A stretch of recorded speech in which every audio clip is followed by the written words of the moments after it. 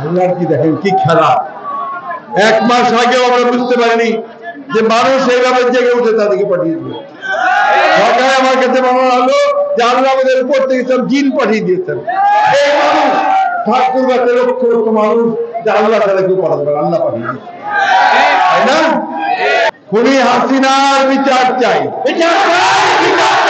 হাসিনার বিচার চাই। স্লোগান এখন জোরে সরে দিতে হবে। হাসিনাকে কি আপনারা ছেড়ে দেবেন? যারা গুলি করে আমার ছেলেদের মারছে তাদের কি ছেড়ে দিবেন? যারা গুলি করে আমার বাচ্চা মেয়েটাকে মারছে তাকে ছেড়ে দিবেন? যারা বাংলাদেশকে ধ্বংস করে অর্থনীতি পাচার করে দিয়েছে তাদেরকে ছেড়ে দিবেন?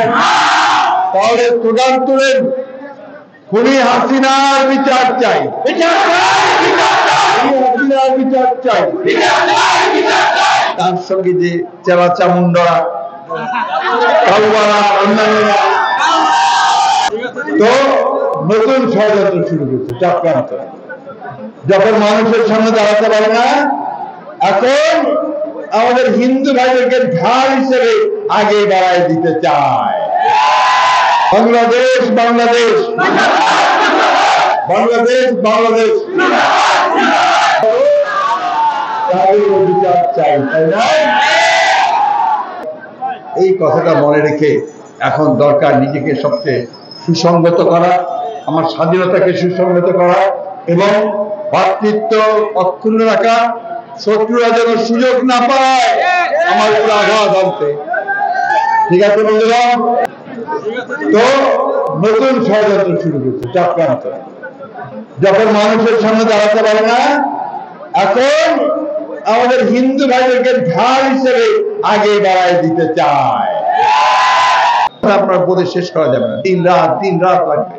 সবখানে চুরি, যেখানে যাবেন সেখানে চুরি। কারণ ওই যে মাথাটা চুরি করেছে, যার ফলে আপনার সবখানে চুরি। এখন এই সময় তোমাদের, এই সময় তরুণদের, যুবকদের দেখেন আল্লাহর কি অশেষ মেহেরবানি।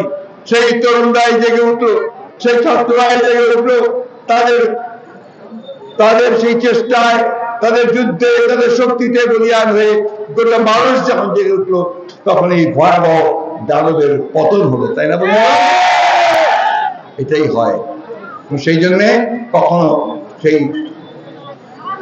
বাবা পুরানোর জন্য, নিজেকে অর্থ করার জন্য, ওই ক্ষমতাকে রাখার জন্য বাইরে যাওয়া উচিত না, তার সীমার বাইরে। আমাদের একটু ইচ্ছা ছিল আমরা যেন এই দানবের ডাইনির পতন দেখে যেতে পারি। আল্লাহ সেটা আমাদেরকে দেখে, আল্লাহ আমাদের দেশের নেত্রী বেগম খালেদা জিয়াকে মুক্ত করেছে। ইনশাআল্লাহ অতি দ্রুত আমাদের সমস্ত মানুষ মুক্তি পাবে যাদের বিরুদ্ধে মামলা ছিল, মামলা প্রত্যাহার হবে। আমাদের ছাত্ররা আমাদেরকে যে পথ দেখিয়েছে, সেই পথে আমরা এই দেশে একটা সুখী সুন্দর বাংলাদেশ গড়ে তুলব।